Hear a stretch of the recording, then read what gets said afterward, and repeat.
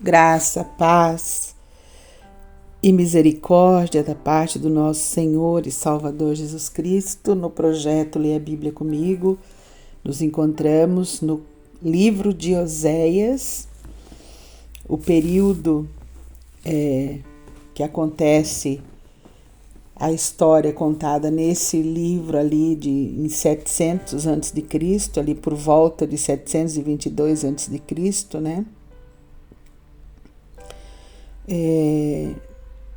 Ali em 722 até um período ali de 705 a.C., né, quando o rei da Síria sitiou totalmente o povo de Israel, a Samaria, que era a capital, e levou o cativo e aconteceu a total extinção desse povo nesse período desse cativeiro, né? Vamos ao texto?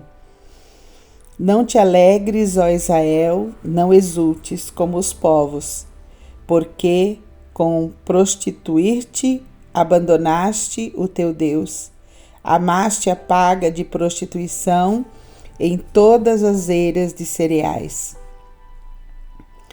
A eira e o lagar não os manterão, e o vinho novo lhes faltará. Na terra do Senhor não permanecerão. Mas Efraim tornará ao Egito, e na Assíria comerá coisa imunda. Aqui está referindo, né, quando refere ao Egito, se refere ao cativeiro na Síria, né? E ali seria um total estado de contaminação, né? Verso 4. Não derramarão libações de vinho ao Senhor, nem os seus sacrifícios lhe serão agradáveis. Seu pão será como pão de pranteadores. Todos os que dele comerem serão imundos, porque o seu pão será exclusivamente para eles e não entrará na casa do Senhor. Que fareis vós no dia da solenidade e no dia da festa do Senhor? Porque eis que eles se foram por causa da destruição. Mas o Egito ceifará, Mênfis o sepultará, as preciosidades da sua prata, as urtigas as possuirão, espinhos crescerão nas suas moradas. Chegaram os dias do castigo, chegaram os dias da retribuição. Israel saberá, o seu profeta é um insensato, o homem de espírito é um louco por causa da abundância da tua iniquidade. Ó Israel, e o muito do teu ódio. O profeta é sentinela contra Efraim. Ao lado de meu Deus, laço do passarinheiro em todos os seus caminhos e inimizade na casa do seu Deus. Muito profundamente se corromperam. Como nos dias de Gibeá, o Senhor se lembrará das suas injustiças e castigará os pecados deles. Achei a Israel como uvas no deserto. Vi a vossos pais como as primícias da figueira nova, mas eles foram para Baal-peor e se consagraram à vergonhosa idolatria e se tornaram abomináveis como aquilo que amaram. Então, o verso 10 dá toda a causa, né? Causa e efeito. Por que esse povo, o povo de Israel, as 10 tribos de Israel foram extintas, né? Porque eles foram para Baal-peor, para a idolatria. Consagraram a vergonhosa idolatria e se tornaram abomináveis como aquilo que amaram. Quanto a Efraim, a sua glória voará como o ave. Não haverá nascimento, né? Versículo 11 fala de extinção. Olha, não haverá nascimento, nem gravidez, nem concepção. Ainda que venham a criar seus filhos, eu os privarei deles, para que não fique nenhum homem. Ai deles, quando deles me apartar. Efraim, como planejei, seria como Tiro, plantado num lugar aprazível, mas Efraim levou seus filhos para o matadouro. Dá-lhes, ó Senhor, que lhes darás, dá-lhes um ventre estéril e seios secos. Né? Então, aqui nós temos no versículo 10, 11, 12, 13, a promessa que Deus está falando aqui por intermédio de Oséias, que o povo seria totalmente extinto, né? Não teria mais ventre estéril, né? Os seios seriam secos. Toda a sua malícia se acha em Gilgal, porque ali passei a aborrecê-los por causa da maldade das suas obras. Os lançarei fora de minha casa, já não os amarei. Todos os seus príncipes são rebeldes. Ferido está Efraim, secaram-se as suas raízes, não dará mais fruto. Ainda que gere filhos, eu matarei aos mais queridos do seu ventre, porque o meu Deus os rejeitou, porque não o ouvem e andaram errantes entre as nações. Então, capítulo 9, coisa terrível, né? Acontece nesse capítulo. Uma das coisas que acontecia com as 10 tribos denominado Israel, eles atribuíam as farturas das colheitas que eles tinham aos ídolos, né? A Baal Peor, aos ídolos. Eles não celebravam mais a Deus em gratidão a Deus, como Deus havia instituído as festas, a festa da colheita, que eram 7 dias celebrando, agradecendo a Deus por tudo que Deus havia dado, né? Na lei de Moisés, você vai encontrar lá essa escritura em Deuteronômio capítulo 16, você vai encontrar, se você ler, Deus instituiu na lei de Moisés como que era para o povo agradecer a Deus, né? Por meio das festas. Deus vai falar para eles aqui nesse capítulo que lá no Egito, né, significando o cativeiro, eles não comeriam mais a carne. Por quê? Porque eles não teriam mais altar, né?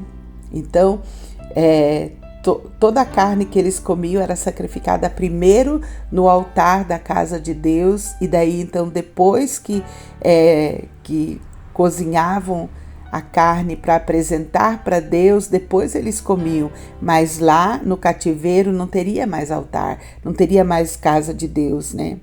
Também falou aqui no texto, né, que lá no cativeiro eles também não celebrariam mais ao Senhor, porque o povo ele havia chegado no limite de total estado de apostasia. Eles estavam totalmente longe de Deus, né? Haviam abandonado totalmente a lei de Moisés, deixaram de praticar os preceitos de Deus, né? Por isso, Deus, a gente vê aqui no capítulo 9, o decreto de Deus, né? O decreto, o castigo era a total extinção para eles. E mesmo com o povo, mesmo com os profetas falando, chamando o povo ao arrependimento, eles não se arrependeram, não se constrangeram, né? Então foi a idolatria das 10 tribos que os levou ao completo estado de extinção como povo e como nação, né? Foi a idolatria, foi prostrarem-se diante das imagens de escultura, das imagens feitas por mãos de homens, né? Como nós já falamos antes, né? Não há nada criado na face da terra, certo? Que você possa colocar diante de você e acreditar que aquilo ali é Deus. Nada, nem imagem. O texto bíblico contra a idolatria, o mandamento, é claro, Êxodo capítulo 20, versículos 4 e 5. Né? Não farás para ti imagem de escultura, não te prostrarás a ela, nem a elas cultuarás, porque eu sou Deus zeloso, que vingo a maldade dos pais nos filhos, até a 3ª e 4ª geração. Né?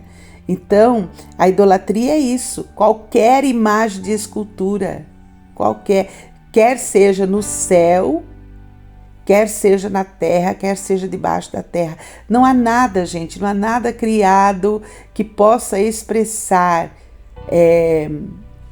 a grandeza e a majestade de Deus. Né? A criatura, ela não pode ser colocada no lugar do Criador. O Criador, ele é único, ele é majestoso. Então nós só conseguimos adorar o Criador em espírito e em verdade. Usando a nossa imaginação santificada, nós podemos chegar diante dele, mas não podemos colocar nada para representar. Nada que existe na terra, nada que é criado, nada que é fabricado pela mão do homem pode representar a grandeza de Deus. Deus deixou isso muito claro na sua lei, muito claro. E esse povo aqui, eles acabaram se perdendo, porque eles faziam os bezerros de ouro, eles faziam todo tipo de imagem, de escultura, e prostravam e diziam: esse é o nosso Deus. E foi por conta disso que o decreto de extinção veio sobre essa nação. Foram totalmente extintos, né? Porque a idolatria levou eles à extinção. E a idolatria é um pecado abominável, abominado por Deus. Deus abomina quem idolatra. Quem tem ídolo do coração, Deus a abomina. A idolatria leva à escuridão. Porque Deus considera como ingratidão do coração. Então não há nada, queridos, nada na face da terra que possa representar a imagem, tá? A adoração, ela deve ser feita em espírito e em verdade.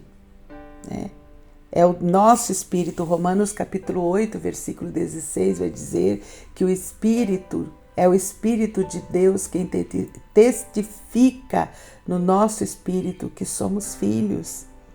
Nós não precisamos de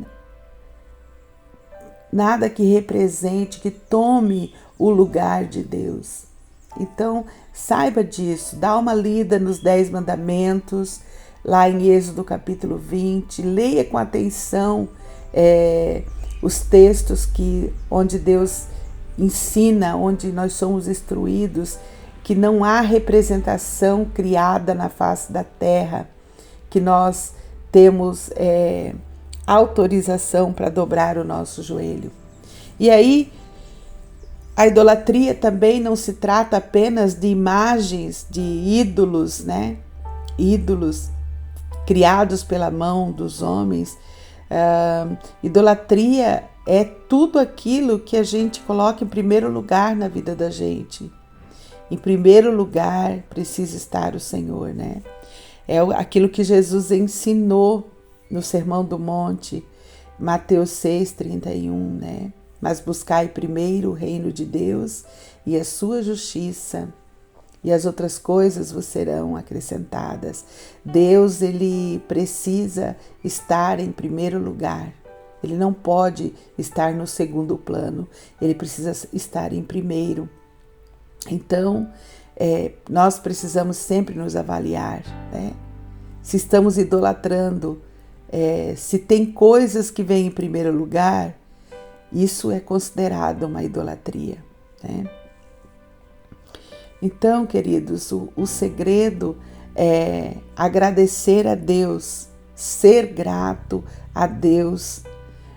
Esse estado de gratidão a Deus nos livra de todo e qualquer tipo de idolatria, né? Porque o nosso foco fica no Senhor, o nosso olhar fica no Senhor quando somos gratos. Então precisamos aprender a ser gratos a Deus, né? Aqui houve uma inversão total de valores no capítulo 9. O povo recebia do Senhor a colheita farta, mas eles dobravam o joelho em frente aos ídolos, em frente à criatura, né? Adoravam a criatura no lugar do Criador e por conta disso receberam o decreto da extinção, né? Porque não souberam ser gratos ao único e verdadeiro Deus, o Todo-Poderoso, que cria, sustenta, governa todas as coisas. Então vamos orar. Pai, nós te louvamos, Pai. Obrigada, Senhor, pela tua palavra de hoje. Obrigada porque ela nos alerta que o Senhor abomina a total idolatria, que a idolatria leva à escuridão, a idolatria leva à ingratidão, a idolatria leva ao decreto, ao juízo final de Deus. A idolatria leva a pessoa a estar longe do único e verdadeiro Deus, aquele que pode mudar a história e o destino de uma pessoa. Pai Santo, Pai de amor, nós te pedimos para o dia de hoje que o Senhor nos guarde da idolatria, que o Senhor nos proteja da idolatria, Pai. Tem misericórdia de nós. Olha para nós, ó Espírito Santo. Queremos orar, ó Deus, sobre a escritura da palavra do salmista. Sonda o nosso coração. Vê se há em nós algum caminho mau, Pai. Olha para dentro de nós, Espírito de Deus. Vê se há em nós, ó Pai, algum tipo de idolatria, Pai. Porque nós queremos nos arrepender, Senhor. Nós queremos nos constranger e pedir perdão para Ti, Deus, de todo e qualquer tipo de idolatria na nossa vida, Pai. Tudo aquilo que tem tomado o Teu lugar em nossa vida, Pai, nós queremos renunciar, Deus. Então nos mostra, Pai, nos revela, Pai, o que tem tomado o Teu lugar na nossa vida, Deus. Paizinho querido, quero orar a Ti, Deus, pelos meus amigos e amigas, os de perto e os de longe. Quero pedir a Deus que o Senhor também esteja com eles no dia de hoje, mostrando, revelando, Pai, todo e qualquer tipo de idolatria nas suas vidas, Pai, para que eles possam se arrepender e acertar, alinhar o coração ao Teu coração, Pai. Tem misericórdia, Deus querido, daquelas pessoas, Pai, que estão enfermos, ó Deus.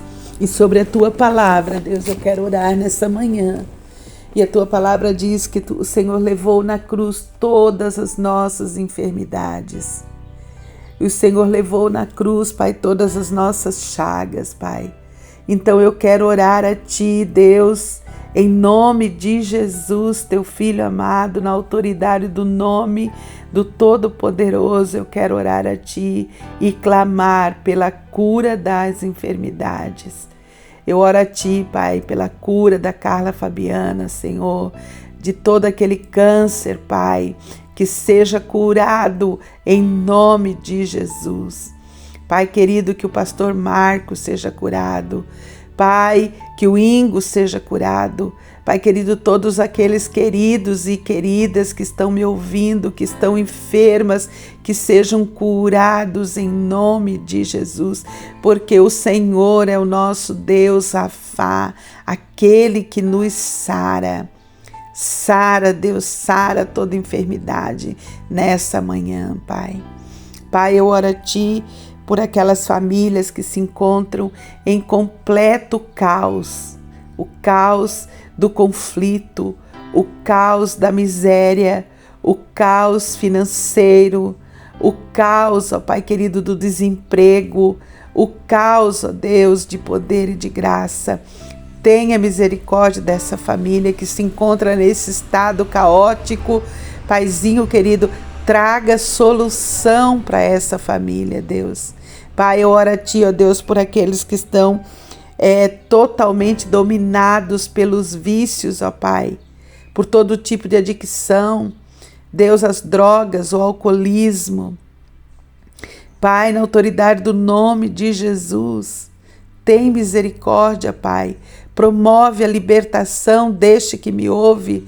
Senhor, na autoridade do nome de Jesus, é sobre a Tua palavra que eu oro. Tua palavra diz: e conhecereis a verdade, e a verdade vos libertará. Então, Paizinho, promove para esse que crê e tem fé e persevera a libertação nessa manhã. Pai de amor, traz paz ao coração desse que está angustiado, aflito, amargurado, Senhor, preso nas suas mazelas do passado. Libera, Deus, que esse teu filho, essa tua filha, possa viver o presente, ser grato ao Senhor pelo que o Senhor está dando hoje para a vida deste, Pai. Tenha misericórdia, Deus, e promove essa libertação, Pai. Ó Deus de poder e de graça, nós pedimos a tua paz sendo derramada abundantemente em cada coração que nos ouve nessa manhã. Promove a tua paz, ó Deus. Pai, tem misericórdia. Eu oro a Ti pelas famílias do projeto, eu oro pela equipe do projeto. Dá-nos um dia de paz na Tua presença e nos ensina a sermos gratos. Nos ensina, Senhor, a sermos gratos. É no nome de Jesus que nós oramos. Amém. Até amanhã, se Deus nos permitir. Seja grato, querido, seja grato.